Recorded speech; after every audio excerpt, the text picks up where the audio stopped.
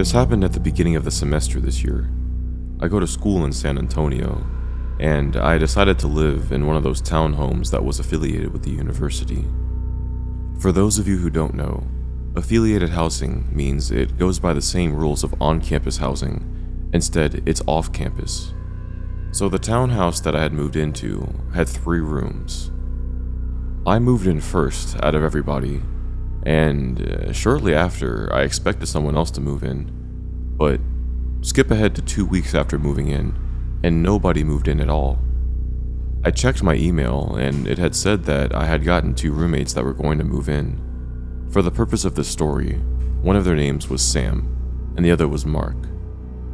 I didn't know either of them prior to this, but Mark did reach out to me beforehand. He was in the military, so he told me that his move-in was sort of unconfirmed at the moment, which was understandable because I had a brother in the Air Force.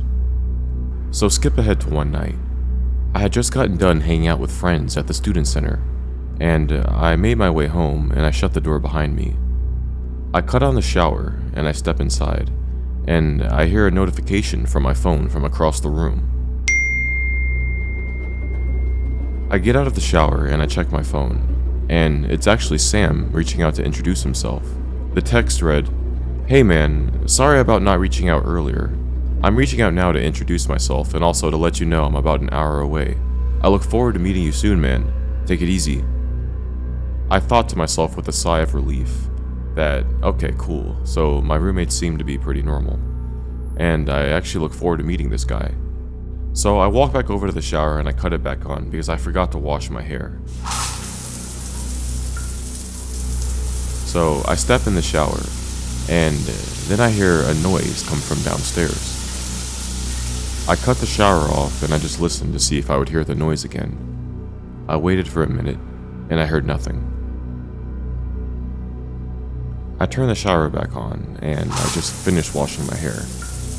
I put a towel on once I'm done showering, and then I suddenly hear someone repeatedly knocking on my bedroom door in very quick, short knocks. I assumed it was my roommate Mark coming in, so I yelled, "Hey Mark, is that you?" But the knocks just kept going on, and I yelled again, "Mark, is that you, man?" I'm just as freaked out as I am kind of relieved because I thought that my roommates were finally moving in. So I run over to the door and I open it, but nobody's there. Now, my bedroom was in the middle of the house and on the second floor, so if someone was knocking and then ran as I opened it, I would probably see them running in either direction of the hallway. I couldn't tell if I was being pranked or what, but I walked through the whole house and I searched through it. I didn't find anything and any evidence of anybody being there, so I just assumed I was probably hearing something. I mean, the house was a bit old after all. So I didn't call the police because I didn't want to spook Sam when he finally got here. Fast forward to today. The strange thing about this whole incident is neither Sam or Mark had reached out or moved in since this had happened. So this leaves a lot of unanswered questions in my mind, and I had requested to the college to move out. My girlfriend, Autumn, and I have gotten to the point in our relationship where we decided to move in together.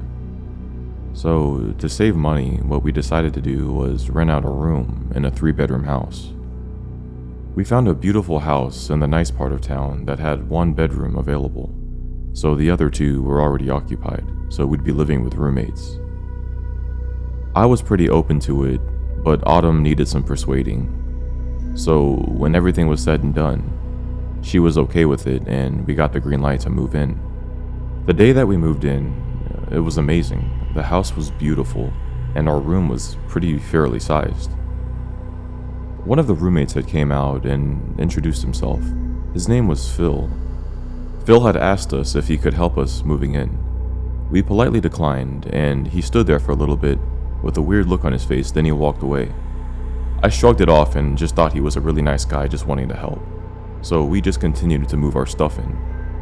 As the day passed on, we finished up moving in.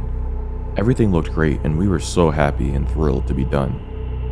So we decided to go down to the kitchen to cook something up to celebrate, and Autumn calls me over from the other room. I walk over, and she says something about a camera inside of the house. So she points downwards, and there's a camera pointing at the living room of the house. At first I thought it was kind of weird, but I quickly told her, hey, it's okay, and I pointed towards the cord. It was unplugged. She said okay, and she didn't really think much of it. We went back to the kitchen and we just laughed and joked about it, and we didn't really think much of it.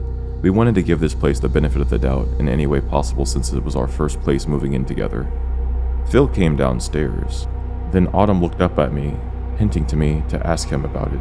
So I asked, hey Phil, what do you know about that camera that's over there in the living room? He had a weird look on his face, and he stared at the floor for a couple seconds, and then he looked up and answered. He said, oh, yeah, that's nothing. That was there when I moved in. I looked at my girlfriend and I said, see? Nothing weird.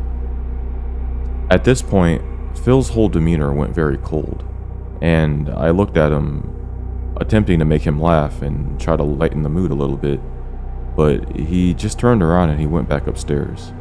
Autumn looks at me a bit concerned, and at this point I just downplay it because it's really not that big of a deal. I don't want to make a high-stakes situation out of this, and we just moved into this place. A couple weeks pass and nothing really out of the ordinary happens. So me and Autumn are talking one night, and we decide to go outside and go look at the stars. We have a lock on our door that I put on to make Autumn feel more safe. So we locked the door before leaving to go outside, and we sat in the yard and just looked at the stars for a couple hours. At this point, it was about 2:30 in the morning. Autumn and I were talking about how weird it was that we still haven't met the third roommate after a couple weeks of living there. I agree with her, and I point out one of the constellations I see in the sky. Shortly after, Autumn starts to yawn, and we both agree that we're getting tired. I open the front door and we walk up the stairs, and I close the door behind me and I lock it. We're walking up the stairs and I unlock the door to our room, and she goes in, and I go in, and then I close the door and I lock it behind me. We're sound asleep at this point. We just knock out. It's about 4:30 in the morning because I woke up after sleeping for about 2 hours. It was pitch dark in my room, and I look up at my office chair and I don't really see anything out of the ordinary. Keep in mind, the office chair is usually pushed in and tucked away under the desk, but for some reason the office chair was about 3 feet away from me where I was in the bed. I didn't really think too much of it because I was tired, so I just gradually fell back asleep. 5 minutes later, and I hear a scuffling noise come from across the room. This grabs my attention, and I look up. I don't see anything out of the ordinary.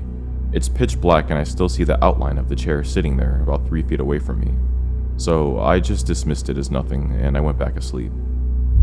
I'd say about 15 minutes pass, and then I look up again because I hear a noise come from across the room.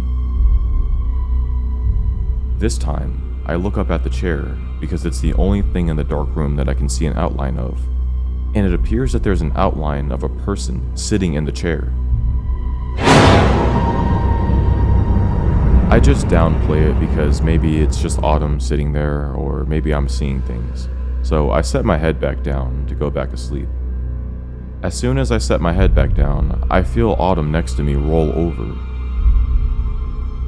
I thought to myself, if Autumn rolled over, that means she's in the bed with me. So maybe I should triple check and see if somebody's actually sitting in that chair. I immediately look over towards the outline of the figure sitting in the office chair, and I hear a noise come from the figure. At this point, I knew that it was actually somebody in our room, and I was terrified because it's the middle of the night. I cut on the lamp next to the bed, and when I do this, I see a naked, fully grown man sitting in my office chair staring at us. I scream and I throw the lamp at him and I yell at him to get out of the room. Autumn yells and she screams, and we're just both screaming. He runs out of the room, and we close the door behind us and lock it, and we call the police. A few minutes after we call the police, somebody knocks on our door, and we yell, "Who is it?" We heard a familiar voice come from the other side of the door, and we could tell that it was Phil. So we open the door and we ask him, "What the hell was that? Somebody's in our house."